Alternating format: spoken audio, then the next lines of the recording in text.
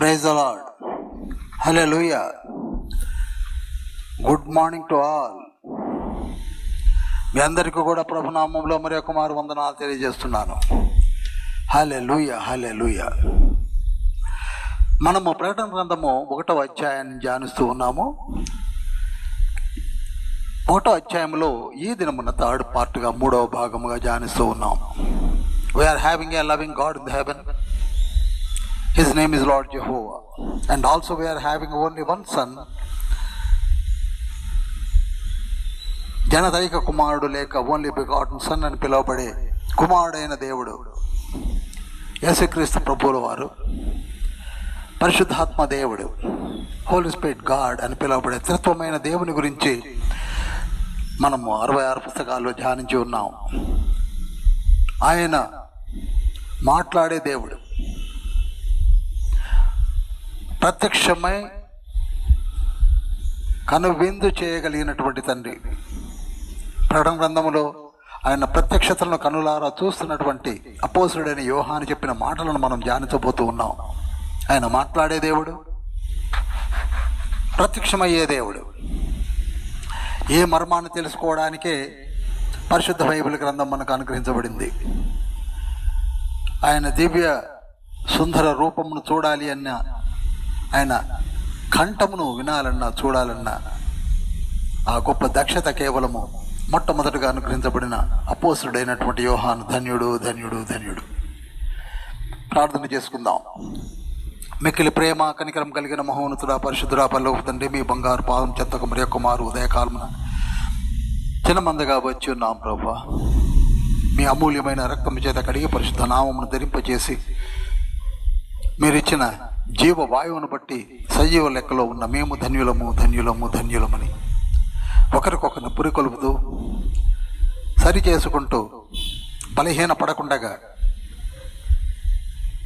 మీ వాక్కుల ద్వారా, వాక్యముల ద్వారా ప్రతి వారంలో 2 మార్లు ధ్యానిస్తూ ప్రార్థిస్తూ ఏ దినమున కూడా ప్రకటన గ్రంథము ధ్యానించుటకు వచ్చి ఉన్న మేము మాతో మీ యొక్క అమూల్యమైన మాటలను వివరించి పరిశుద్ధాత్మ దేవుని యొక్క సన్నిధానమును సంధించి పరమ తండ్రి మీ శక్తిచేత మమ్మల్ని నింపి నడిపించి మరలా బోధించ కావలసినటువంటి దక్షత మీరు మాకు అనుగ్రహించి ప్రతి ఒక్కరిని పేరు పేరున దీవించి మా కుటుంబమును ఆశీర్వదించి మీ కార్యములు జరిగించు నిమిత్తమై మీరు మమ్మలను ఇప్పుడు గంటసేపు ప్రభువా మాట్లాడమని మీ దివ్య పాదములు ముద్దిడి యేసయ్య నామమున వినితో వేడుకుంటున్నాం పరమ తండ్రి.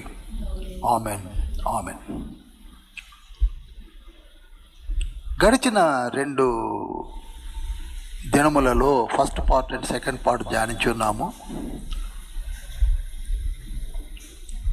ఈ దినమున ప్రకటన గ్రంథం 1వ అధ్యాయం 11వ వచనం నుంచి మనం ధ్యానించబోతున్నాం. ప్రకటన గ్రంథం 1వ అధ్యాయము 11వ వచనము. ప్రభు దినమందు ఆత్మవశుడనై ఉండగా బూరధ్వని వంటి గొప్ప స్వరము, నీవు చూచుచున్నది పుస్తకములో రాసి Ephesus, Smyrna, Pergamum, Thyatira, Sardis, Philadelphia, Laodicea అను 7 సంఘములకు పంపమని చెప్పుట నా వెనుక వింటిని. ఇక్కడ క్లియర్గా తండ్రి ఇన్స్ట్రక్షన్స్ ఇస్తున్నాడు. మొట్టమొదటిగా గమనించవలసింది, అపోస్తుడైనటువంటి భక్తుడైనటువంటి యోహాను ఆత్మవశుడై ఉన్నాడు. ఎప్పుడైనా సరే ఆ రెల్మ్లోనే ఉంటేనే ఇటువంటి అద్భుతమైన కార్యములను చూడగలరు అన్న సంగతిని ఇక్కడ మనకి తెలియజేస్తున్నాడు. ఈ దినాన మనము కూడా ప్రార్థన అనగా ఆ రెల్మ్లోకి వెళ్ళుట. మామూలుగా ప్రార్థన చేయడం వేరు, దేవుని సన్నిధానములోనికి, ఆ ప్రసన్నతలోనికి వెళ్ళుట. ఇప్పుడు దాన్ని వివరించను కానీ గుర్తించండి. అప్పుడు ఆత్మవశుడవుట మనము అనుభవపూర్వకంగా తెలుసుకుంటాం. సరే, ఇక్కడ ఆత్మవశుడైనటువంటి అపోస్తులుడు ఒక గొప్ప స్వరమును వింటున్నాడు. ఏమని? నేను చెప్పు మాటలను ఒక పుస్తకంలో రాసి పంపమని అనగా 7 సంఘాలకి పంపమని తండ్రి ఇన్స్ట్రక్షన్స్ ఇస్తున్నాడు. దేవుడే ఇన్స్ట్రక్షన్స్ ఇస్తున్నాడు. 7 సంఘములు అనగా అక్కడ పేర్లు కూడా ఇచ్చేశాడు. ఎఫెసు, స్ముర్న, పెర్గము, తుయితైర, సార్దిస్, ఫిలదెల్ఫియా, లావోదికయ. 7 సంఘముల గురించి ఇదివరకే వివరించాను. మైనర్ ఆసియాలో, మధ్య ఆసియాలో ఉన్నటువంటి సంఘములు. మనం ఎలాగూ 2-3 అధ్యాయాల్లో ఆ సంఘముల యొక్క వివరణ అవన్నీ తెలుసుకోబోతున్నాం. క్లుప్తంగా మీరు తెలుసుకోవడానికి కొరకు మళ్ళీ చెప్తున్నాను. వారిలో ఏవో లోపములు ఉన్నవి, వాటిని సరిచేయమని చెప్పడానికి తండ్రి మరలా యోహానుతో లిఖింపజేస్తున్న విషయాలు. ఆ తర్వాత 13వ వచనంలోనికి వచ్చినప్పుడు, తిరుగగా 7 సువర్ణ దీపస్తంభములను, ఆ దీపస్తంభముల మధ్యను మనుష్య కుమారుని పోలిన ఒకరిని చూచితిని. ఆయన తన పాదముల మట్టునకు దిగుచున్న వస్త్రము ధరించుకొని రొమ్మునకు బంగారు దట్టి కట్టుకొని ఉండెను. ఆయన తలయు తల వెంట్రుకలను తెల్లని ఉన్నిని పోలినవై హిమవంత ధవళముగా ఉండెను. ఆయన నేత్రములు అగ్ని జ్వాలల వలె ఉండెను. ఆయన పాదములు కొలిమిలో పుటము వేయబడి మెరుగుతున్న అపరంజితో సమానమై ఉండెను. ఆయన కంఠస్వరము విస్తార జల ప్రవాహముల ధ్వనివనే ఉండెను. ఆయన తన కుడి చేత 7 నక్షత్రములు పట్టుకొని ఉండెను. ఆయన నోట నుండి 2 అంచుల గల వాడి అయిన ఖడ్గం ఒకటి బయలువెడల్చుండెను. ఆయన ముఖము మహా తేజస్సుతో ప్రకాశించుండెను, సూర్యుని వలె ఉండెను.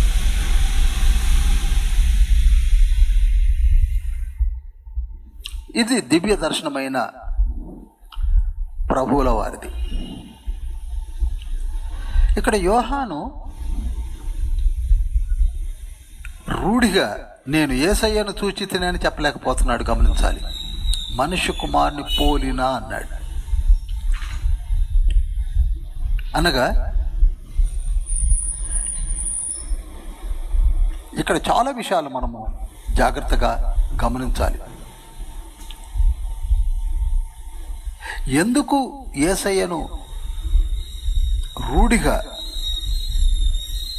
నేను చూశానని చెప్పలేకపోతున్నాడు అనగా, ఇదే అపోస్తుడైన యోహాను యేసయ్యతో 3.5 సంవత్సరాలు ప్రథమ శిష్యుడిగా జీవించాడు. అనునాంగ శిష్యుడు అని చెప్పవచ్చు. యేసయ్య చే ప్రేమించబడిన శిష్యుడని కూడా చెప్పవచ్చు. అప్పుడు యేసయ్యను చూసినటువంటి యేసయ్య ఒక దీనునిగా, సాత్వికునిగా, వధకు పోవుచున్న గొర్రెపిల్లగా, ప్రతి విషయమును తల వంచి అధికారులకు లోబడిన ఒక దివ్య మానవ రూపాన్ని చూశాడు. ఇక్కడ పూర్తిగా భిన్నంగా చూస్తున్నాడు. అందుకే నేను గొర్రె పిల్లను చూశానని చెప్పలేకపోతున్నాడు. ఒక్క నిమిషం మనం పరకాయ ప్రవేశం చేసుకొని అప్పటి యేసయ్యను ఇప్పటి యేసయ్యను మనమే చూసినట్టయితే ఎంత తేడా ఉంది. కోట్లాను కోట్లైన అధిక మహిమతో ఉన్నాడు ఇక్కడ. వి కెనాట్ ఎక్స్ప్రెస్, అసలు ఏమాత్రము కూడా వివరించలేని, వర్ణించలేని స్థితిలో ఉన్నాడు ఇక్కడ. అక్కడ ఒక గొర్రెపిల్లగా, సామాన్యునిగా కనపడ్డాడు.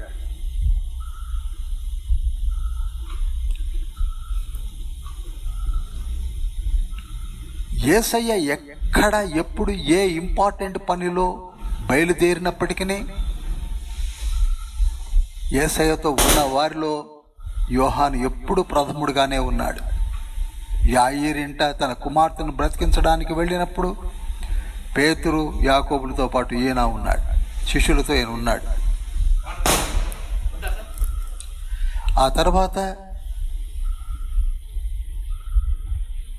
లాజర్ను బ్రతికించడానికి వెళ్ళినప్పుడు అప్పుడు కూడా యేసయ్యతోనే ఉన్నాడు. అద్భుతమైన కార్యములు జరిగించినప్పుడల్లా యేసయ్యతో ఉన్న వారిలో యోహానుడు ఒకడు.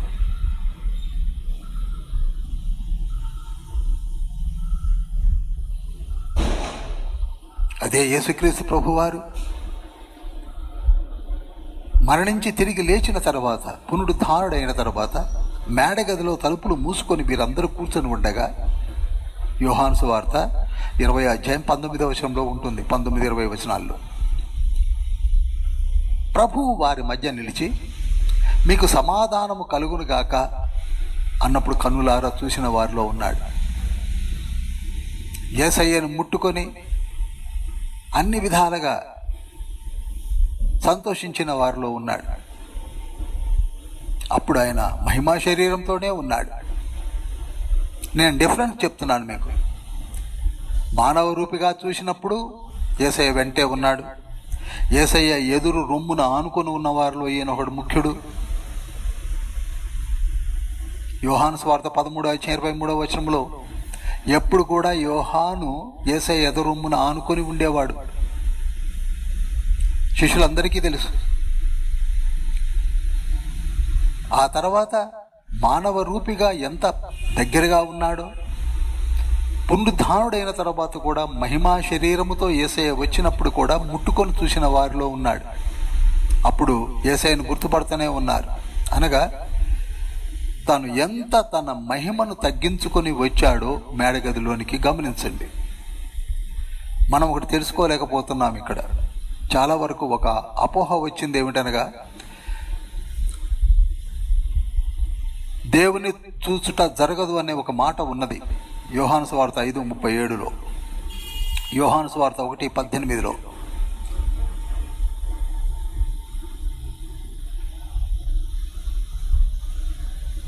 లూకా సువార్త 10:22లో,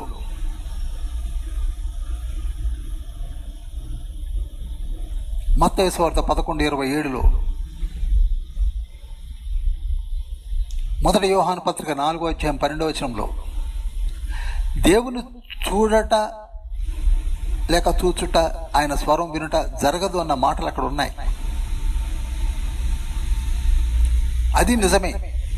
కానీ యేసును చూసిన దేవుని చూచినట్టే అని మనకు కనపరచడానికే యేసయ్య మానవ రూపిగా దిగి వచ్చాడు. ఇంతకంటే ఎక్కువ నేను వివరించలేను.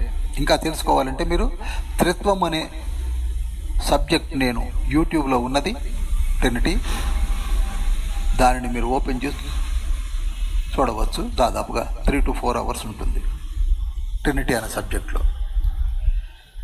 దేవుని చూడకపోవుట వినకపోవుట ఎంత నిజమో, అదే దేవుని చూచుట మన ఎదుట నిలబడ్డ అంతే నిజము. అదే యేసుక్రీస్తు ప్రభు వారు చూసినప్పుడు. యేసయ్య మానవ రూపి, ఆయన ఒక దూత, ఆయన ఏదో అని చెప్పుకున్న వారులారా గమనించండి. ఆయన పునరుద్ధారుడైన తర్వాత మహిమా శరీరంతో వచ్చాడు. అనగా this is first stage of appearance అంటాను నేను. యోహాను సువార్తలో 5:37 వచనంలో దేవుని చూచుట, దేవుని స్వరమును వినుట అసాధ్యము అని లెక్కింపజేసినటువంటి మాటలను బట్టి ఈ దినములలో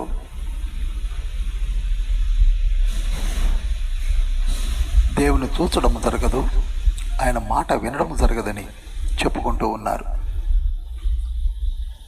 కానీ ఆయన మాట్లాడే దేవుడని, ప్రత్యక్షమయ్యే దేవుడని మొట్టమొదటే చెప్పాను. ఈ విషయంలో క్షుణ్ణంగా తెలుసుకోవాలంటే యూట్యూబ్లో త్రిత్వం అనే సబ్జెక్ట్ ఆల్రెడీ అప్లోడ్ అయి ఉన్నది. దానిని ఓపెన్ చేసి మీరు తెలుసుకోగలరు క్షుణ్ణంగా. ఈ విషయంలను బట్టి అది ఎంత నిజమో, తండ్రిని చూడకపోవుట చూచుట అనే విషయాలు ఎంత నిజమో, ఆయన స్వరము వినుట కూడా జరగదన్న విషయం ఎంత నిజము, ఆయన చూచుట, ఆయన స్వరము వినుట కూడా అంతే నిజము. దాన్నే త్రిత్వంలో తండ్రి పొందుపరిచిన మర్మమైన విషయం అన్న సంగతిని గమనించాలి. ఇప్పుడు అపోస్తుడైన యోహాను మానవ రూపుగా ఉన్న యేసయ్యతో 3.5 సంవత్సరాలు చాలా దగ్గర సంబంధం కలిగిన వాడు. ఆ తర్వాత దేవుడు ఏ విధంగా మానవులకు ప్రత్యక్షమవుతాడో రూపాంతర కొండ యొద్ద కూడా మనకు దివ్య దర్శనము ద్వారా మత్తయి సువార్త 17వ అధ్యాయము 1 నుండి 9 వచనాల్లో వివరించాడు. రూపాంతర కొండ యొద్దకు వెళ్ళినప్పుడు, అది తాబోరు కొండ, మనం రూపాంతర కొండ అంటూ ఉంటాం. పేతురు యాకోబులతో కలిసి యోహాను కూడా వెళ్ళాడు. అక్కడ యేసయ్యను, యేసయ్యతో పాటు మోషే, ఏలియాలను కూడా చూశాడు. అప్పుడు ఆయన వస్త్రములు వెలుగు వలె తెల్లనివి, ముఖము సూర్యుని వలె ప్రకాశించెను అని ఉంటుంది. కనుక గమనించండి, ఇది సెకండ్ స్టేజ్ ఆఫ్ అపియరెన్స్ అంటాను. మొదటి స్టేజ్, తను తాను తగ్గించుకున్నటువంటి మొట్టమొదటి స్టేజ్ ఏమిటనగా, తలుపులు మూసుకొని ఉండగా వారి మధ్య నిలిచి శిష్యులకు కనపడి వారిని ముట్టుకోమని చెప్పి అనేక ప్రమాణములు ఎత్తి చూపి తానే మీ మధ్య వసించిన యేసయ్యనని నిరూపించుకున్నట్టు కనపడుతుంది. అదే యేసయ్య ఇక్కడ రూపాంతర కొండ యొద్దకు వచ్చేసరికి ఇది సెకండ్ స్టేజ్లో ఉన్నాడు. అందుకే యోహాను, యాకోబు, పేతురు కూడా చూసి ఒకంత ఆశ్చర్యపోతున్నారు. తెల్లని వస్త్రములు వెలుగు వలె ఉన్నవి, ముఖము సూర్యుని వలె ప్రకాశించుతున్నది. అది సెకండ్ స్టేజ్. అనగా దేవుడు ఎన్ని స్టేజెస్లో కనపడగలడో మనకి వివరిస్తూ ఉన్నవి లేఖనాలు. మీకు ఒక మారు అపోస్తుల కార్యములు 1వ అధ్యాయము 3 నుంచి 11 వచనాల్లో యేసుక్రీస్తు ప్రభు వారు పునరుద్ధానుడైన తర్వాత ఆయన మహిమా శరీరముతో 40 దినములు వారికి అగపడుచు అనేక ప్రమాణములు ఎత్తి చూపి దేవుని రాజ్య విషయములను బోధించుచు అతి దగ్గరగా ముఖాముఖిగా మాట్లాడాడు. 40 days.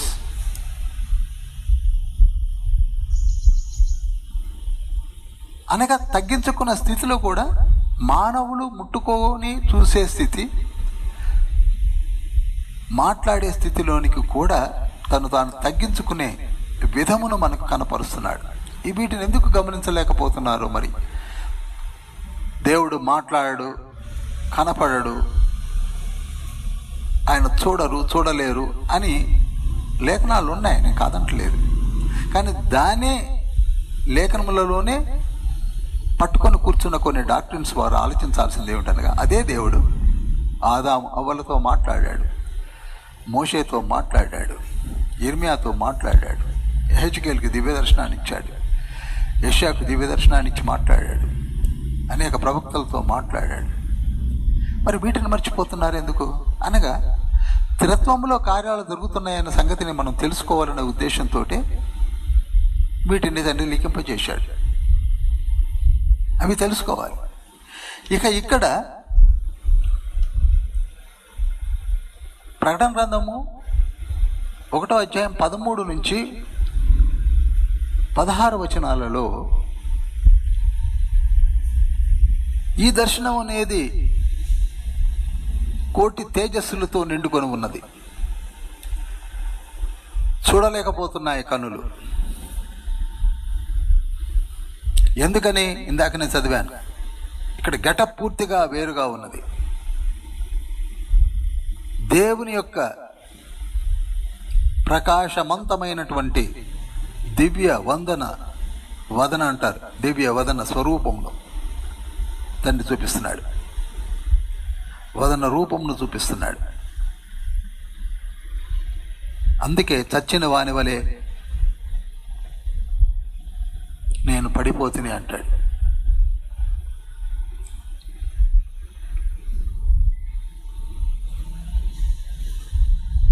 వర్ణనలో చూసినట్లయితే యేసుక్రీస్తు ప్రభు వారి యొక్క వస్త్రము పాదముల మట్టునకు దిగుతున్న వస్త్రము ధరించుకొని ఉన్నాడు.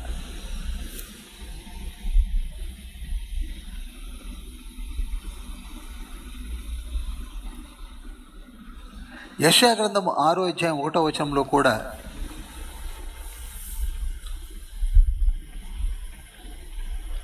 దేవుడే యెషయాకు,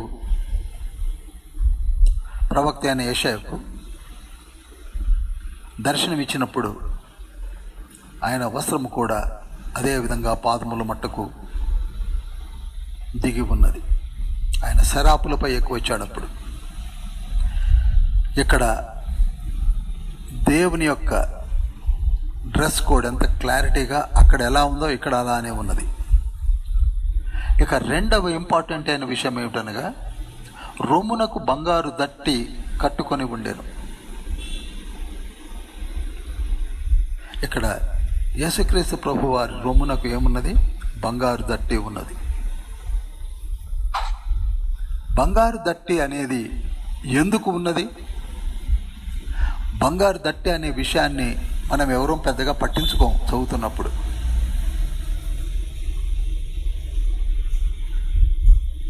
బంగారు దట్టి ఏమిటి?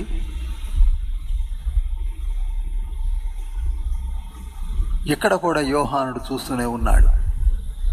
ఈ బంగారు దట్టే ఊరేము తుమేము అని పిలువబడే ఒక డ్రెస్ కోడ్ ప్రధాన యాజకునికి దేవుడే ధర్మశాస్త్రములో అనుగ్రహించి ప్రధాన యాజకులకు తప్పనిసరిగా ఉండవలసినటువంటి ఎదపైన భోజనం ప్లేట్ అని చెప్పబడుతుంది. దీని గురించి వివరించాలంటే దాదాపుగా 1 అవర్ పడుతుంది. అనగా ఇక్కడ కనపడుతున్నటువంటి యేసయ్య కోట్లాను కోట్లైన మహిమతో కనపడుతున్న యేసయ్య ఎవరో కాదు, మెల్కీసెదెక్. ఆయన ఎవరండి? మెల్కీసెదెక్. జాగ్రత్తగా వినండి, ఇప్పుడు లోతులోనికి వెళుతున్నాం మనం. మొట్టమొదటిగానే అబ్రహామునకు దర్శనమిచ్చిన మెల్కీసెదెక్, ఆయనే ప్రధాన యాజకుడు. ఎల్యానికి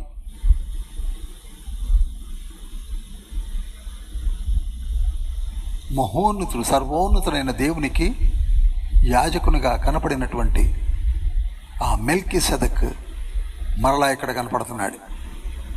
ఆయన ఎదపైన ఊరేము తుమేము ఉన్నది. దీని గురించి కొంచెం వివరిస్తాను మీకు. ఈ ఊరేము తుమేము అనగా ప్రతి ప్రధాన యాజకుడు తన ఎదపైన మోయవలను. నంబర్ 1. ఇప్పుడు మీకు అర్థమవుతుంది కదా, మొట్టమొదటగా భూమిపైన యాజకత్వము ఎవరి ద్వారా కలిగినది అనుకుంటున్నారు? ఎవరిని చూసి అనుకుంటున్నాము? లేవీలు అనుకుంటున్నాము. మనం లేవీల ద్వారా యాజకత్వం వచ్చింది అనుకుంటున్నాం. కాదు. లేవి కంటే ముందే మెల్కీసెదెక్ కనపడ్డాడు అబ్రహామునకు ప్రధాన యాజకునిగా.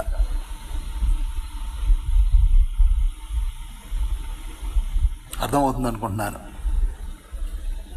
అబ్రహామా, నేను నిన్ను ఆశీర్వదించుచున్నాను, నీ గర్భములో నుండి ప్రధాన యాజకులు రాబోతున్నారని దీవించాడు. అర్థమైన వారు ఒకసారి హల్లువే చెప్పండి. దానినే హెబ్రీ పత్రిక 7వ అధ్యాయం అంతట్లో కూడా పౌలు గారి చేత వివరింపజేశాడు తండ్రి. అనగా ప్రధాన యాజకుడు మొట్టమొదటిగా మెల్కీసెదెకు రూపంలో మనకు పరిచయమై, ఆ తర్వాత లేవి, అబ్రహాము గర్భములో నుండి వచ్చిన లేవికి ఆ ఆధిక్యతను అనుకరించబడటం మనం చూస్తాం.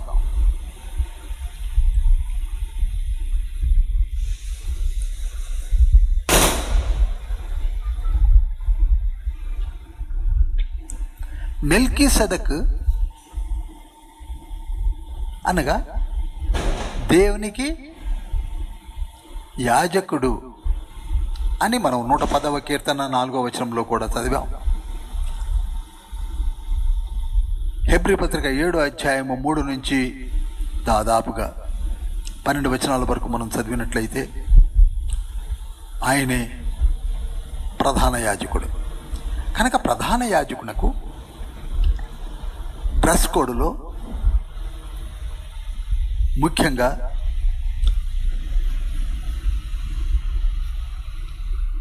ఉండవలసినటువంటి ముఖ్యమైన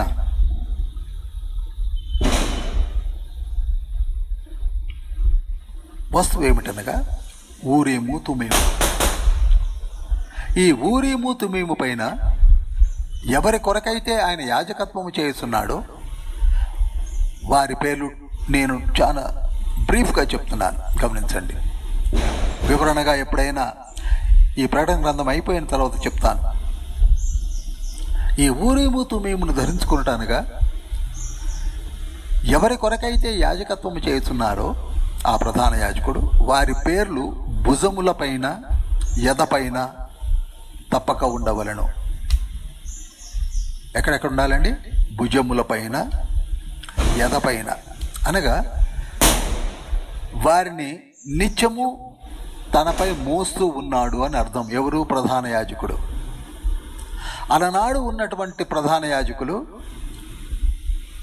ఇశ్రాయేలు యొక్క గోత్రముల పేర్లు తన భుజములపైన ఎదపైన వారు మోసేవారు. కానీ ఈనాడు ఉన్న మన ప్రధాన యాజకుడైన మెల్కీసెదెకు తన భుజములపైన ఎదపైన ఎవరిని మోస్తున్నాడు? ఈజీగా చెప్పగలరు అనుకుంటున్నాను. మనలను, తన యందు విశ్వాసముంచిన వారిని, తనలో బాప్తిస్మము పొంది జీవించుతున్న వారిని ఎక్కడ మోస్తున్నాడు? తన ఎదపైన భుజములపైన. అందుకే యేసయ్య ఏమన్నాడు? మత్తయి సువార్త 11వ అధ్యాయం 28, 29 వచనాల్లో మీ భారమును నా భుజములపైన వేయుడి అంటున్నాడు. ఎందుకనగా నా కాడి సులువుగా ఉన్నది, నేను మోస్తాను అంటున్నాడు. నేను మిమ్మల్ని మోస్తున్నాను అని చెప్తున్నాడు. ఈనాడు మనందరి పేర్లు కూడా ఆయన ఎదపై ఉన్నాయి. అందుకే నిశ్చింతగా జీవించండి అని యేసయ్య మనకు అభయం ఇస్తున్నాడు.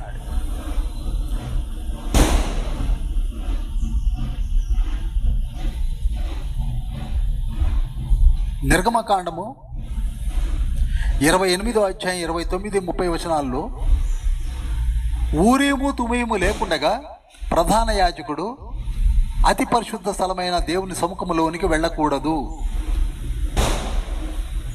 ఇది నియమం. అదేవిధంగా ఈనాడు మన కొరకు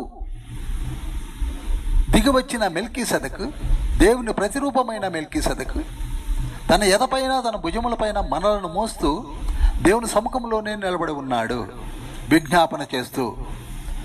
అందుకే 1 యోహాను పత్రిక 2వ అధ్యాయం 1-2 వచనాలు, రోమీయులు రాసిన పత్రిక 8వ అధ్యాయం 34వ వచనము, వీటన్నిటిలో కూడా మన కొరకు దేవుని యొక్క ప్రొటెక్షన్ మెల్కీసెదెకు రూపంలో ఉన్నదన్న సంగతిని మర్చిపోవద్దని తండ్రి లిఖింపజేశాడు. ప్రియులారా, భయపడవలసిన అవసరం లేదు. ఆయన ప్రొటెక్షన్ మనకున్నది, ఆయన కాపుదల మనకున్నది, మర్చిపోవద్దు.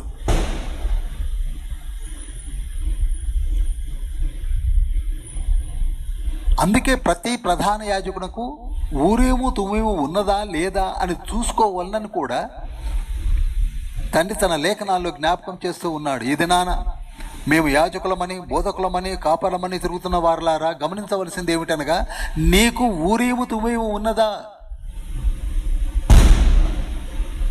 నీ సంఘములో ఉన్నటువంటి వారి కొరకే నీవు నీ ఎదపైన మోస్తున్నావా?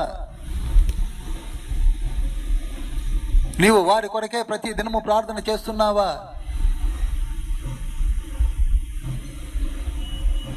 ఆ బాధ్యతలు నీపై నేను ఉంచి ఉన్నాను, అందుకే మీరు నాకు దూతలు అన్నాడు తండ్రి. కింద వచనాల్లో మనం ధ్యానించబోతున్నాం. దేవుని దూతలు అనగా ఎవరు? ఆ ఊరేము తుమేములు ధరించుకునే అర్హత కలిగిన వారు. తండ్రి ఇచ్చిన ఆధిక్యత అది. ఈనాడు కొందరు ఊరేము తుమేము గురించే తెలియదు, దాన్ని ఎప్పుడో మర్చిపోయారు. ధర్మశాస్త్రం కొట్టివేయబడింది బ్రదర్ అంటున్నారు. ఇంకొక మాట మీకు చెప్తాను. ఆ రోజులలో ప్రతి ఇజ్రాయేలీయుడు, స్త్రీలు కానీ పురుషులు కానీ, వారు ధరించు బట్టల అంచున నీలి సూత్రము తగిలించుకొని ఉండాలి. అంటే నీలితో ఉన్నటువంటి నూలు పోగును అల్లికగా తప్పకుండా ఉండాలి అని సంఖ్యాకాండము 15వ అధ్యాయము 37 నుంచి 41 వచనాల్లో ఉన్నది. అనగా అర్థం ఏమిటంటే, నీలి రంగు దయకు, ప్యూరిటీకి సూచన.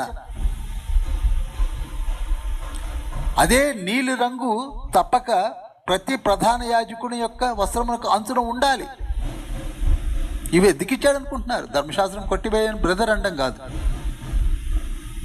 Love and compassion. We are having so many responsibilities.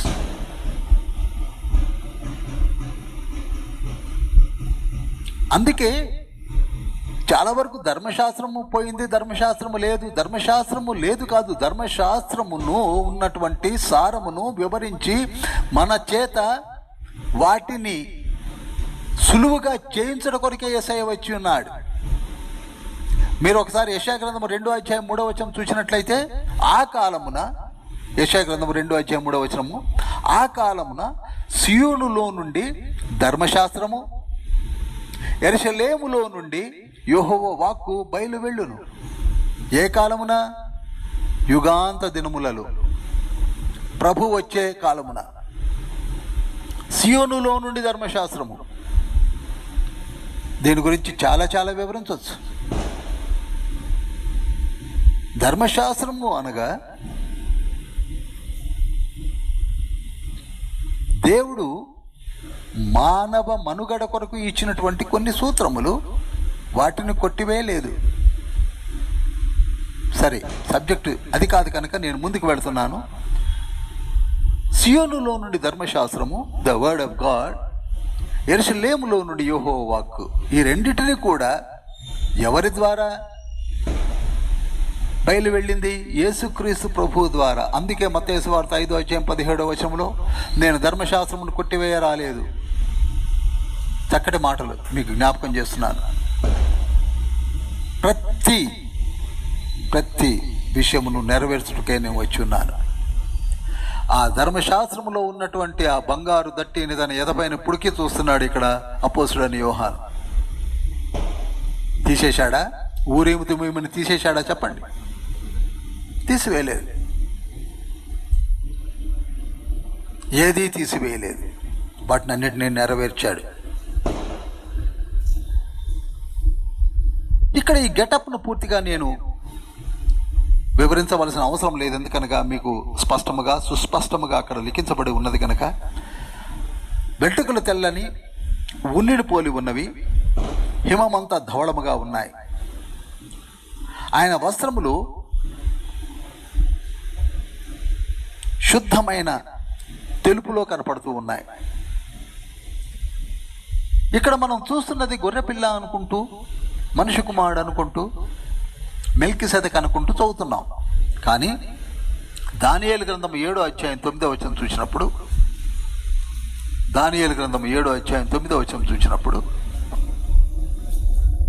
దయచేసి అందరూ తీయండి. దానియేలు గ్రంథం 7వ అధ్యాయము 9వ వచనము. సింహాసనములను వేయట చూచితిని, మహావృద్ధుడు ఒకడు కూర్చొని ఉండెను. ఆయన వస్త్రము హిమము వలె ధవళముగాను, ఆయన వెంట్రుకలు శుద్ధమైన గొర్రె బొచ్చు వలె తెల్లగాను ఉండెను. ఆయన సింహాసనము అగ్ని జ్వాలల వలె మండుచూ ఉండెను, దాని చక్రములు అగ్ని వలె ఉండెను. మీకు ఇక్కడ క్లియర్గా కనపడుతుంది. ఈ దివ్య దర్శనంలో ఎవరు కనపడుతున్నారు? యేసుక్రీస్తు ప్రభు వారి యొక్క గెటప్ కనపడుతుంది. అదే దానియేలు గ్రంథము 10వ అధ్యాయం 5వ వచనంలో కూడా మరల దానియేలు దివ్య దర్శనాన్ని చూసినటువంటి దర్శనాన్ని మీకు నేను తెలియజేస్తున్నాను. నేను కన్నులెత్తి చూడగా నారబట్టలు ధరించుకున్న ఒకడు కనపడెను. అతడు నడుమున మేలిమి బంగారు నడికట్టు ఉండేను. చూశారా? నడుముకేముంది? బంగారు నడికట్టు. ఎందుకనగా ప్రధాన యాజకునకు నడుమునకు నడికట్టు ఉండాలి, దట్టి ఉండాలి. అది నియమం. ఇక్కడ చాలా వరకు మనము అలవోకగా చెప్పేస్తాము, దానియేలుకు కనపడింది ఎవరో కాదు, దేవుడైన యెహోవా అంటాం. ఓకే, ఇందులో మీకే అనుమానం లేదు కదా? ఎందుకనగా దివ్య దర్శనాన్ని చూసి ఆయన పడిపోతాడు. అక్కడ ఈ దర్శనమును నేను చూడగా ఏమైపోయాడు? బలమేమీ లేకపోయి సొగసంతా వికారమైపోయి నేను సాష్టాంగపడి నిద్రపోయానని చెప్తున్నాడు. ఆ దర్శనము దేవునిదన్న మాటలో ఏమాత్రము సంశయం లేకుండా కానీ చెప్పవచ్చు. అయితే ఈ దేవుడు ఎవరు? ఎలా కనపడుతున్నాడు? నడుమునకు దట్టి కలిగి ఉన్నాడు. నడుమునకు దట్టి ఎవరికి ఉంటుంది? ఇంకా డీటెయిల్ చెప్పాలా? నిర్గమకాండము 28వ అధ్యాయం 4వ వచనము. ప్రతి ప్రధాన యాజకునికి ఉండవలసిన చెప్తున్నాను. ఒక పతకము, ఎఫోదు, నిలువుటంగి, విచిత్రమైన చొక్కాయి, పాగా, దట్టి వాళ్ళకు ఉండాలి. చూశారా? ఆ తర్వాత నొసటన సూత్రం ఉండాలి. ఆ తర్వాత ఊరీము తుమీములు ఉండాలి 30వ వచనం ప్రకారంగా. అనగా ప్రధాన యాజకుడు ఏమేమి ఉండాలి? తలపైన పాగా ఉండాలి, నొసటన సూత్రం ఉండాలి, ఎఫోదు ధరించుకొని ఉండాలి, పాదముల అంచు వరకు, ఎదపైన పథకం ఉండాలి, నడుమునకు దట్టి ఉండాలి. 5 వస్తువులు తప్పకుండా ఉండాలి. ప్రధాన యాజకుడైన యేసయ్య 5 వస్తువులు కలిగి ఉంటున్నాడు. అందుకే ఇక్కడ నడుమున దట్టి మనకు స్పష్టముగా ధరించి ఉన్నాడు. దర్శనములో ఆయన ముఖము సూర్యుని వలె ఉండెను. కీర్తన 84వ కీర్తన 11వ వచనంలో ఆయన సూర్యుడును కేడమునై ఉన్నాడు. స్పష్టముగా ఆయన ఎవరో కాదు, యెహోవా తండ్రి.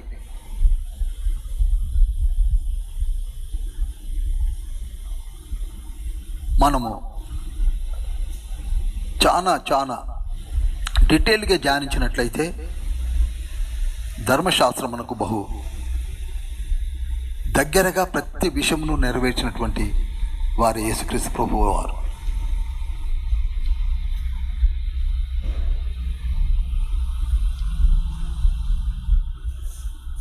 యేసుక్రీస్తు ప్రభు వారు వచ్చి మన కొరకే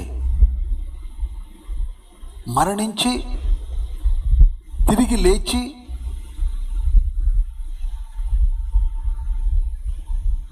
మన పాపములన్నిటినీ పరిహరించి పరలోకంలో దివ్య దర్శనమును అనుగ్రహించుతున్న స్థితిని మనం ధ్యానిస్తున్నాం. ఎందుకనగా 6వ వచనములోనే 1వ అధ్యాయం 6వ వచనములోనే ఆయన మనల్ని ప్రేమించి తన రక్తము వలన మన పాపములను క్షమించి, వీటి విషయంలో కూడా మీకు ఒక మారు జ్ఞాపకం చేస్తాను.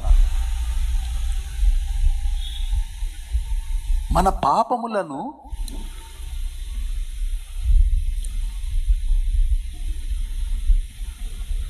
తీసివేయడం, మన పాపములను తుడిచివేయడం, ఇవి చెయ్యాలి అంటే ధర్మశాస్త్రములో తండ్రి బలుల ద్వారానే సాధ్యము అని చెప్పాడు. లేవికాండం 17:11 రక్తము వలననే పాపమును తీసివేయటం సాధ్యము. అర్థమవుతుంది అనుకుంటున్నాను. ఈ బలులను హీబ్రూ వర్డ్ కఫార్ అంటారు. KAFAR, కఫార్. కఫార్ అనగా పరిశుద్ధపరచుట లేక టు కవర్, ఇంగ్లీష్లోకి వస్తే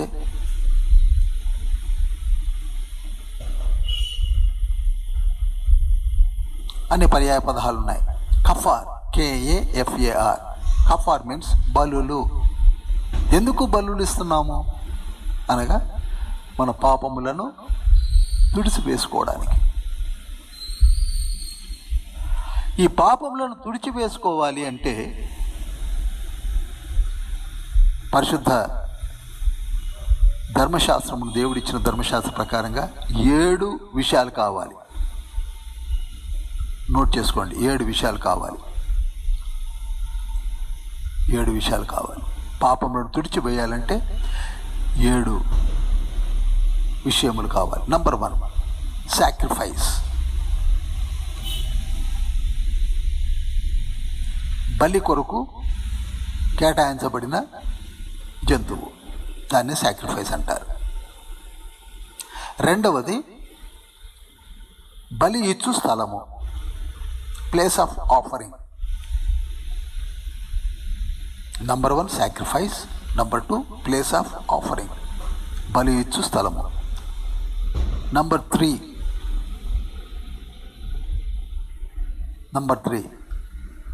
పాపము చేసిన వాడు ప్రాయశ్చిత్తము ఆ జంతువుపై చేతులుంచి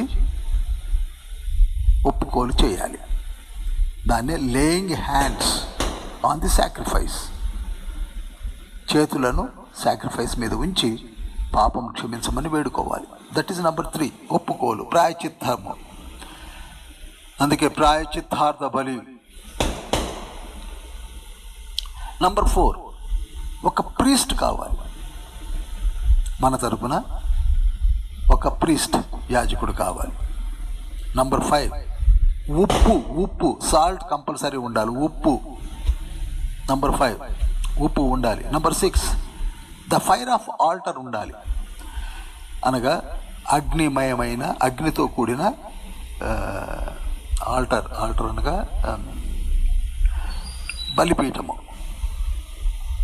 బలిపీఠము కావాలి. అగ్నితో కూడిన బలిపీఠము కావాలి.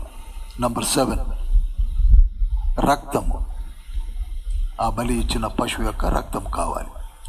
ఈ 7 ద్వారానే మనము పాపక్షమాపణతో బయటకు వస్తున్నాం. అప్పుడు కానివ్వండి, ఇప్పుడు కానివ్వండి. అర్థమైన వారు ఒక్కసారి హల్లెలూయా చెప్పండి. హల్లెలూయా. అందరు బయటకు వచ్చి ఒకసారి చెప్పినా సంతోషిస్తాను. ఈ 7 జరిగించినది ఎవరో కాదు, యేసుక్రీస్తు ప్రభువారు.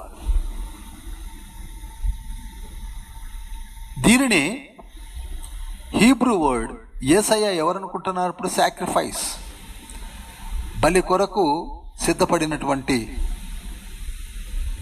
ప్రాణం కలిగినటువంటి జీవి కావాలి. ఆ జీవి యేసయ్య. ఇప్పుడు దీన్ని హీబ్రూ వర్డ్ అన్నారు. హెబ్రీ భాషలో కుర్బాన్, KORBAN, కుర్బాన్. కుర్బానీ కాదు సుమా, కుర్బాన్. KORBAN. కుర్బాన్ మీన్స్ ప్రాణము సమర్పించుట, విల్ఫుల్లీ. దాని అర్థం ఏమిటంటే సాక్రిఫైస్ అని చెప్పొచ్చు, ఇంగ్లీష్లో ఆఫరింగ్ అని చెప్పొచ్చు, అటోన్మెంట్ అని చెప్పొచ్చు, రకరకాలుగా చెప్పొచ్చు. కుర్బాన్ మీన్స్ బలి ఇవ్వబడుట, బలి ఇచ్చుట. ఇక్కడ తేడా ఏంటో చెప్పాలన్నా, what is the difference between కఫార్ అండ్ కుర్బాన్? ఇప్పుడు బలి పశువు, అర్థమవుతుంది కదండి నేను చెప్పేదంతా. బలి పశువును మనము తెచ్చి ఆ బలిపీఠమునకు తూర్పు దిక్కున బలి ఇవ్వడం జరుగుతుంది. అయితే ఈ బలి పశువునకు మన కొరకై విల్ఫుల్లీ అనగా ఇష్టపూర్తిగా వచ్చి నిలబడినటువంటి పశువేమి కాదు. దానికి ఏమి తెలియదు. ఒకటి నిర్దోషమైన గొర్రె లేక మేక లేక ఎద్దు లేక కోడె, నిర్దోషమైనది అంతవరకే. కానీ ఇక్కడ మన కొరకై బలి ఇచ్చుటకు వచ్చిన వ్యక్తికి బాగా తెలుసు, నేను వారి కొరకై చనిపోవుటకు సిద్ధముగా ఉన్నాను అని చెప్పినటువంటి వ్యక్తి యేసయ్య. హల్లెలూయా. జంతువుకి తెలియదు. ఈ డిఫరెన్స్ మీకు అర్థమవుతా ఒక్కసారి రెండు కళ్ళు మూసుకొని రెండు చేతులు ఎత్తి ఎలా వింటున్నా హల్లెలూయా అని చెప్పాలని కోరుకుంటున్నాను. The difference between sheep and lord Jesus అది ఏమిటనగా, ఆ గొర్రెకేమీ తెలియదు, ఆ పేయకేమీ తెలియదు, ఆ మేకకేమీ తెలియదు, ఆ పక్షికేమీ తెలియదు. అర్పణలో రెండు రకాలు. జంతువులతో ఇచ్చినటువంటి అర్పణలు వేరు, వస్తు రూపంగా ఇచ్చినటువంటి అర్పణలు వేరు. ఏదైనా అర్పణే. వాటి డిఫరెన్స్ను కూడా నేను లేవికాండంలో స్పష్టంగా చెప్పాను. అయితే ఇక్కడ మన కొరకై వచ్చినటువంటి ఈ సాక్రిఫైస్ అయినటువంటి యేసుక్రీస్తు ప్రభువుల వారు కుర్బాన్ అని, అందుకే కుర్బాన్ అనే వర్డ్ని ఎక్కువగా ముస్లిమ్స్ వాడుతూ ఉంటారు. At the time of Ramzan and వాటిలో కుర్బాన్ అయిందా అని అడుగుతుంటారు. అనగా ఏ ప్రాణి అయితే మన కొరకు బలి ఇవ్వడానికి సిద్ధపడ్డాడో ఆ వ్యక్తి నేను సిద్ధమని చెప్పాలి. That is called Qurbaan. అనగా ఇప్పుడు మనలో కూడా కుర్బాన్ జరగడానికి అనగా కుర్బాన్గా చనిపోవడానికి సిద్ధపడే వాళ్ళనే కుర్బాన్ అంటారు. Yes, I will die for my Jesus. నా తండ్రి కొరకు, దేవుని వాక్యం కొరకు, దేవుని సాక్ష్యం కొరకు వాళ్ళందరినీ కుర్బాన్ కిందకే వస్తారు. ఎందుకంటే wilfully they know pretty well that they are going to die for the word of God. దాన్నే కుర్బాన్ అంటే. అంతేగాని మామూలు వాటికి వాడడానికి కాదు. ఆ కుర్బాన్ చేసిన వ్యక్తి ఎవరో కాదు, యేసుక్రీస్తు ప్రభు వారు.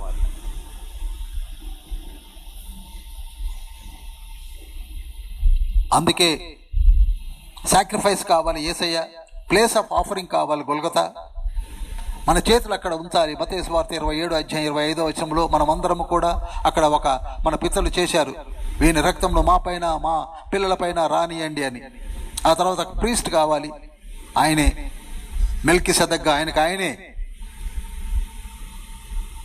తన ప్రాణాన్ని ఇచ్చాడు. ద సాల్ట్, ఉప్పు అంటే ఏంటి? కవనెంట్, నిబంధన. మీ కొరకై నేను ఒక నూతన నిబంధన చేస్తున్నా, అదే ఉప్పు. Preservator, the fire of altar, holy spirit god. ప్రతి పాపంను దహించి వేయడానికి సిద్ధంగా ఉన్నటువంటి హోలీ స్పిరిట్ గాడ్. సింబాలిక్గా వాడబడినటువంటి ఇవన్నీ సింబాలిక్కే. The blood, precious blood of lord Jesus. ఇప్పుడు అర్థమైంది అనుకుంటున్నాను. ఏడిటిని కూడా నిరూపించాడు తండ్రి, ఏడిటిని నిరూపించాడు. అందుకే దాన్ని కుర్బాన్ అన్నారు. నాట్ కఫర్, not to cover or not to just dying for a person. మనలో కూడా చాలామంది ఒకరు ఉరి తీయపడుతుంటారు. అది కాదు. విల్ఫుల్లీ ముందుకు వచ్చేసి yes, I'm ready to die for the sins of the entire universe. అందుకే యేసుక్రీస్తు ప్రభు వారు 4 సువార్తలలో ఏమన్నాడు? మత్తయి సువార్త 26:28 ప్రతి ఒక్కరి కొరకే చిందింపబడుతున్న నా రక్తము ఇది, నా రక్తమును నేనే చిందిస్తున్నాను. ఎందుకంటే ఎక్కువగా ఇక్కడ చెప్పడానికి సమయం చాలదు. సరే, ఇప్పుడు మీకు అర్థమైపోయింది. యేసుక్రీస్తు ప్రభు వారు ఇక్కడ కంప్లీట్గా ప్రధాన యాజకుని గెటప్లో కోట్లైన మహిమతో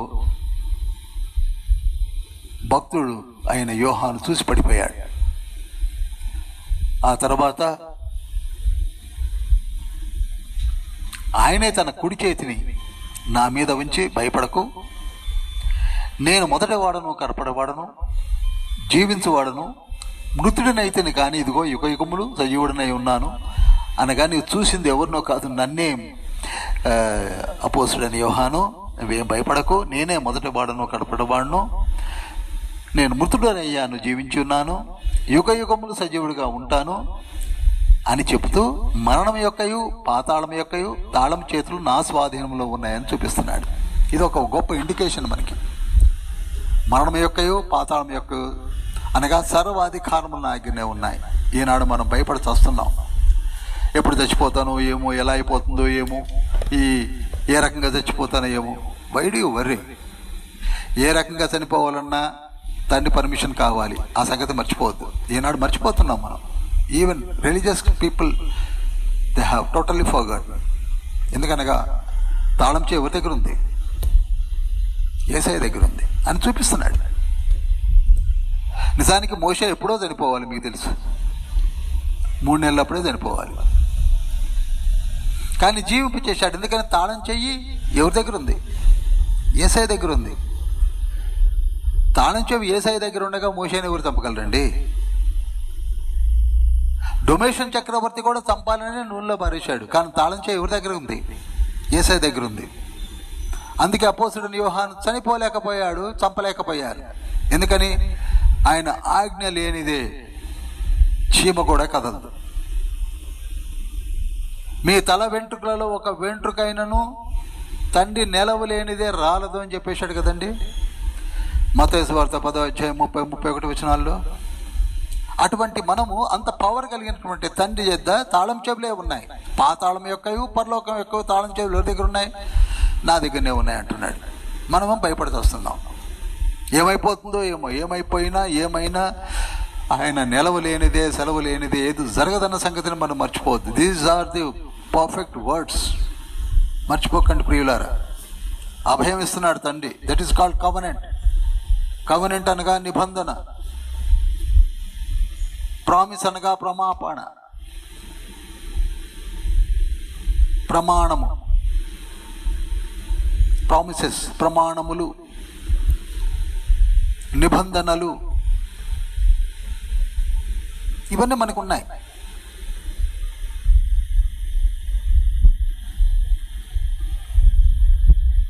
ఎక్కడైతే తండ్రి డొమేషన్ చక్రవర్తి కాలంలో నుండి యోహాను రక్షించి పద్మాంస లంకలో దివ్య దర్శనము ద్వారా మనకి ప్రకటన గ్రంథాన్ని లిఖింప చేయడానికే తండ్రి మళ్ళీ యోహాన్తో ఏ మాటలు మాట్లాడుతున్నాడు? మిస్టర్ యోహాన్, డోంట్ వరీ, ఇదిగో తాళం చేయి నాగినే ఉంది అనగా మరలా జ్ఞాపకం చేస్తున్నాడు. ఆయనతో పాటు మనందరికీ జ్ఞాపకం చేస్తున్నాడు. డోంట్ వరీ, ఈ మాటలు వింటున్న వారులారా భయపడకండి. ఎందుకు భయపడుతున్నారు? మీరు భయపడవలసిన దానికి ఒక్కదానికే భయపడాలి. మారు మనసు పొందానా లేనా? మారు మనసు పొందకపోతే పొందమని చెప్తున్నాడు. అదే అసలు ప్రకటన గ్రంథం యొక్క మూలం అంతా అదే. 2వ అధ్యాయం 3వ వచనం చెప్పబోయేది అదే. ఇప్పుడు 19వ వచనంలోనికి వచ్చినప్పుడు తన కుడి చేతిలో 7 నక్షత్రములు, ఆ తర్వాత 7 సువర్ణ దీప స్తంభములను చూశాడు. ఇక్కడ 7 నక్షత్రాలు ఎవరనగా 7 సంఘపు దూతలు. 7 సంఘపు దూతలు ఎవరైతే ఇప్పుడు కాపర్లుగా ఉన్నారో, అది చిన్న సంఘం కావచ్చు, పెద్ద సంఘము కావచ్చు, ఒక 10 మంది కలిగిన సంఘమైనా, 10,000 మంది సంఘము కలిగిన వారైనా, కాపరైనా దేవుని యొక్క దూతలే. మర్చిపోవద్దు. 2వ కొరింథీ పత్రిక 8వ అధ్యాయం 23వ వచనంలో ఉంటుంది. పౌలు గారు అంటారు, నా సహదాసులు, నా సహోదరులు ఎవరైనా అడిగినట్లయితే మేము ఆయన యొక్క దూతలమని చెప్పమంటున్నాడు. మనందరం ఎవరండి? చదవండి తర్వాత, టైం లేదు కనుక వదిలేస్తున్నాను. మనం అందరం ఆయన దూతలం. Cheer up brother, cheer up sister. చాలా వరకు అనుకుంటూ ఉంటారు, నేను హౌస్ వైఫ్నండి, నేను చదువుకుంటున్నానండి, నేను ఓన్లీ స్టూడెంట్నండి, ఐఎమ్ నాట్ మ్యారీడ్ అండి, ఐఎమ్ స్టిల్ బ్యాచులర్, నేను ఉద్యోగస్తుండండి, నేను రిటైర్ అయినటువంటి ఒక వృద్ధుండండి. No no no no problem. తండ్రి నిన్ను నన్ను వాడుకోబోతున్నాడు. ఏ స్థితిలో ఉన్నా వాడుకోబోతున్నాడు. ఒక కాపరి అవనవసరం లేదు. ఆయన అనుగ్రహించిన 5 స్టెప్ ఫార్ములాలో కాపరి ఒక రెండవ స్టెప్గానే వివరించాడు. ఉపదేశకులు ఉన్నారు, సువార్థికులు ఉన్నారు, ప్రవక్తలు ఉన్నారు, హైయెస్ట్ క్లర్జీ పీపుల్, అపోస్తులు ఉన్నారు. ఏ రకంగా అయినా సేవ చేయవచ్చు. అక్కడ కావలసింది మారు మనసు, తండ్రి యొక్క ఆత్మను కలిగిన బిడ్డలుగా జీవిస్తే అందరినీ వాడుకుంటాడు. నెహెమ్యాను వాడుకోలా, దెబోరాను వాడుకోలే, హౌస్ వైఫ్ అన్న హుల్దాని వాడుకోలా, మోషే సిస్టర్ అయిన మిరియామును వాడుకోలా, ఎవరిని వాడుకోడు. వృద్ధుడైన అహరోను వాడుకోలా.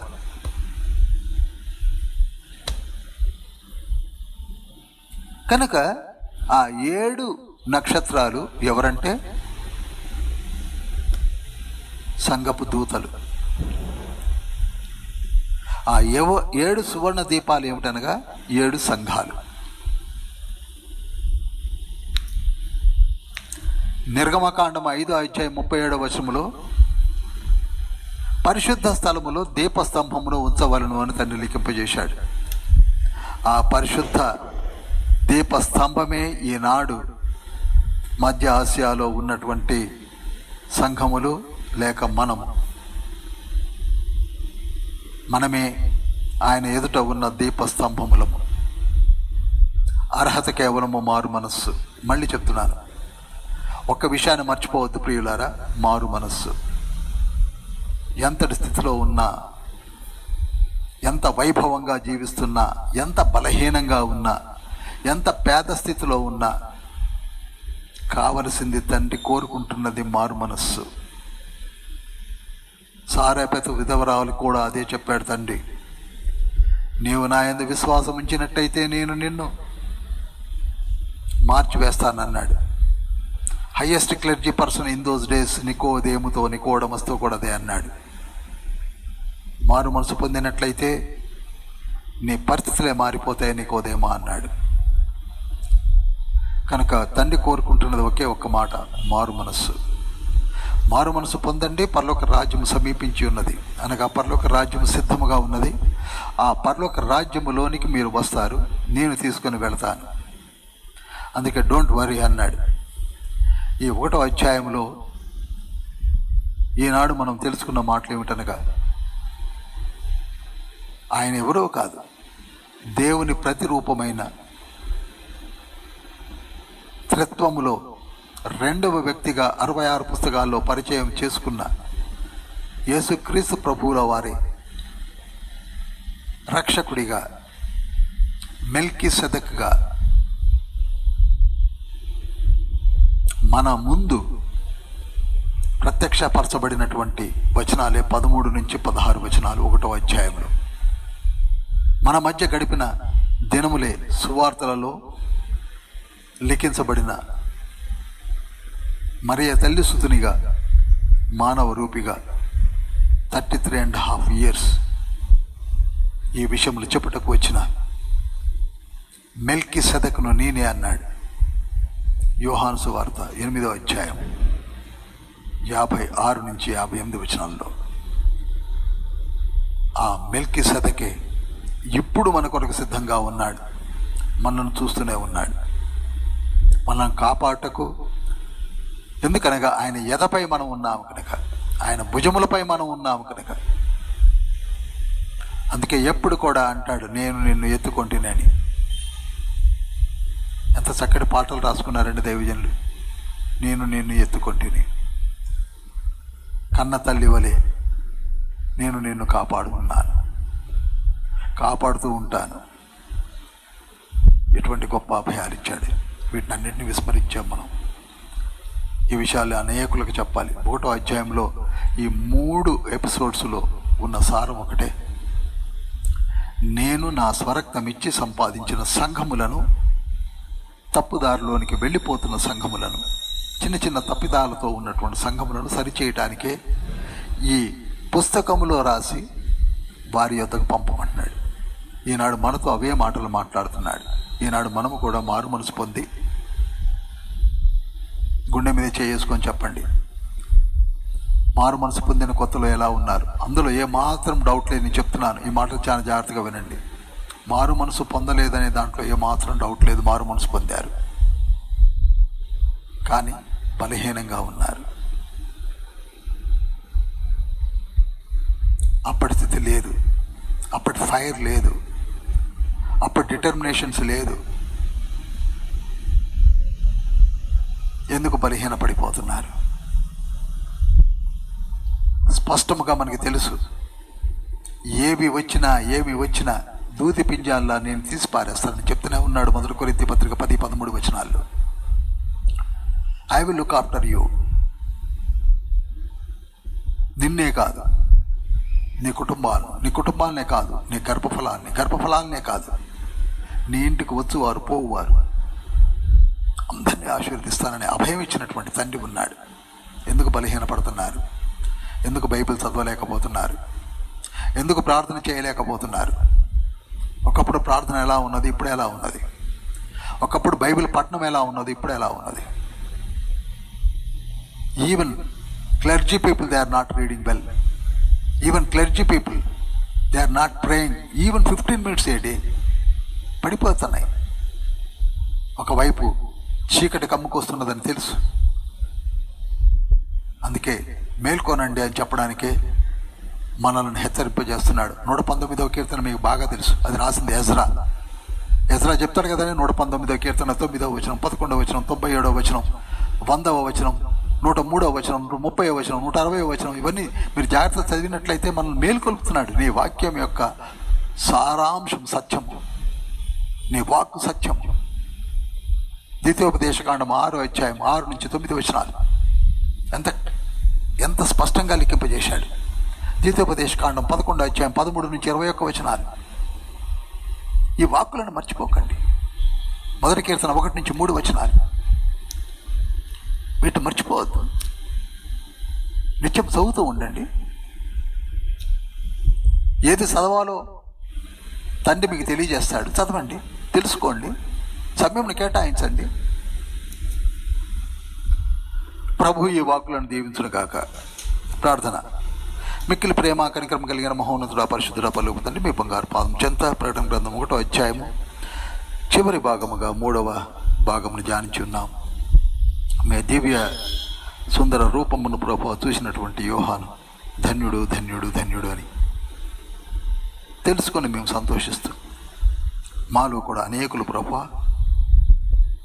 మీ ప్రసన్నతలో మీ రెల్మ్లోనికి రావాలని, మీ పాదముల చెంత ప్రార్థించాలని, మీ దివ్య దర్శనాలు పొందినటువంటి మానవులు అనేకులు ఉండగా యుగాంతం ఉన్న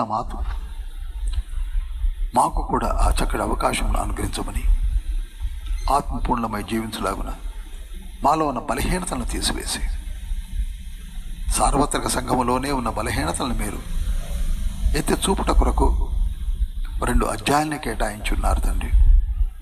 మేము కూడా బలహీనమై ఉన్నాం, బలపరచండి. మా అవివేకము ఐహిక విచారమును తీసివేయండి. ఇప్పుడు మేము తెలుసుకున్నాము మీ ప్రసన్నత మాపై ఉన్నదని, మీ ప్రొటెక్షన్ మాకు కలదని.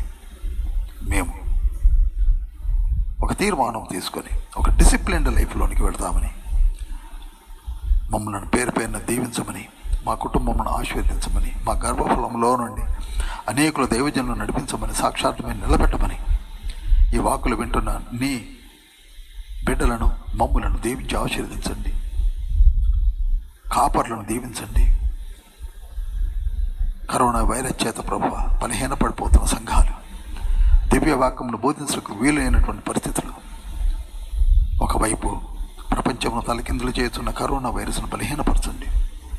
మరి ఒక అవకాశం మీరు ఇస్తానని వాగ్దానం చేసిన వాగ్దానం బట్టి త్వరలో తీసివేసి మరలా రిస్టోర్ చేసి 2020 రెస్టోరేషన్ ఇయర్ అని చెప్పారు మీరు. మొట్టమొదటి మరలా నేను పడిపోయిన దావీదు గుడారమును ఏ విధంగా కడతాను, దావీదు గుడారం అనగా మీ సేవ ఈనాడు పడిపోయే స్థితిలోనికి వచ్చేసింది.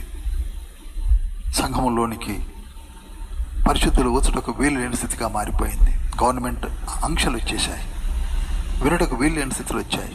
ఓపెన్ ఎయిర్ మీటింగ్స్ ఆగిపోయాయి, సెమినార్స్ ఆగిపోయాయి. బాహాటముగా మీ వాక్కులను విని ధన్యతను కోల్పోయాం. మరలా రిస్టోర్ చేయండి ప్రభు. ఈ వాక్కును మీ యుగాంతం వరకు మీరు వచ్చే వరకు మేము అనేకులకు బోధించడం కావాల్సిన శక్తిని బలమును మాకు అనుగ్రహించి అనేక బిడ్డలను లేవనెత్తి వాడుకొనమని ఈ చిన్ని ప్రార్థన ప్రతి బిడ్డను పేరు పేరున దీవించి ఆశీర్వదించి మీ కార్యములు జరిగించుకోనమని యేసయ్య ప్రశస్తమైన నామములో వేడుకుంటున్నాం పరమ తండ్రి. ఆమేన్. పరలోకమందున్న మా తండ్రి, నీ నామం పరిశుద్ధపరచబడును గాక, నీ రాజ్యం వచ్చును గాక, నీ చిత్త పరలోకమందు నెరవేర్చబడినట్టు భూమి అందు నెరవేర్చబడును గాక. మానదిన హార నేడు మాకు దయచేయము. మా ఇలా ప్రార్థన చేసిన వారిని క్షమించిన ప్రకారం ప్రాణం క్షమించము. మమ్మ శోధనగా దృష్టిని తప్పించము. ఎందుకనగా రాజ్యము, శక్తి, మహిమ నిరంతరం నీవైన తండ్రి. ఆమేన్. యేసుక్రీస్తు ప్రభు వారి యొక్క కృప, తండ్రి అయిన దేవుని ప్రేమ, పరిశుద్ధాత్మ యొక్క సహవాసము మనందరికీ తోడు నేడే ఉండును గాక. Amen. Amen. Praise the lord, praise the lord, praise the lord.